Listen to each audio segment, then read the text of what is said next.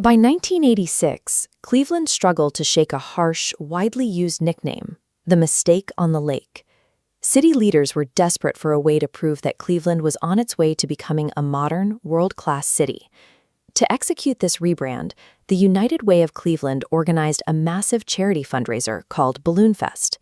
Over 6 months, thousands of volunteers prepared to launch 1.5 million balloons simultaneously, aiming to surpass the Guinness World Record set by Disneyland the year before. But while downtown preparations were finalizing, a different situation was developing just to the east.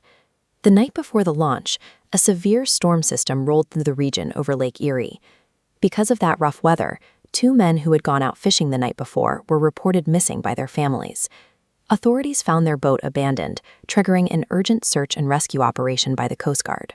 Back in Cleveland's public square, unaware of the emergency on the water, a crowd of over 100,000 people had gathered to watch the record-breaking spectacle. Organizers on the ground, however, spotted a new problem. Another major rainstorm was rapidly closing in on the city, threatening the entire setup. With the balloons already filled and rescheduling nearly impossible, they made a fateful call: release the balloons ahead of schedule.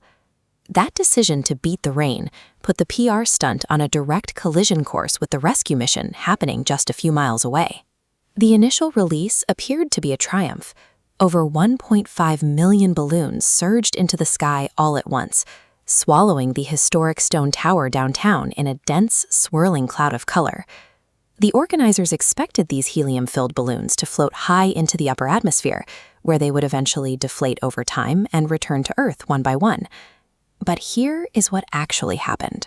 The ascending cloud of helium balloons collided head-on with a layer of cold air and driving rain. The sudden drop in temperature caused the helium inside each balloon to physically shrink, destroying their upward buoyancy. Instead of floating away or slowly deflating, millions of heavy, wet, fully inflated balloons were pushed back toward the surface in massive droves. By failing to account for those basic atmospheric variables, organizers turned a charity spectacle into an uncontrolled hazard that rained down over the city. Down on the ground, the falling balloons blanketed city streets.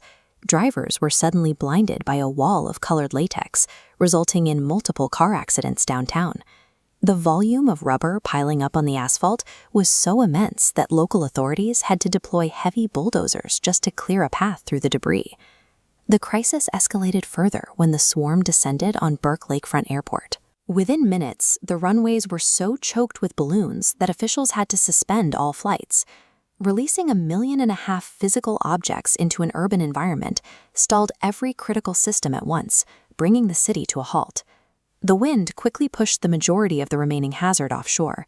Ultimately, a staggering 60% of the balloons blew directly out over the open waters of Lake Erie. This massive debris field drifted into the active search zone, where the Coast Guard was still looking for the 2 missing fishermen. The rescue crews were faced with an impossible optical illusion. Spotting an orange life jacket in a sea of 1 million brightly colored balloons became a visual nightmare, hiding anything beneath the surface. Hampered by this thick blanket covering the water, the Coast Guard spent 2 days searching before they were forced to call off the operation. Shortly after the official search was abandoned, the bodies of both missing men washed ashore. The city's attempt to erase Cleveland's mistake reputation inadvertently facilitated a fatal tragedy.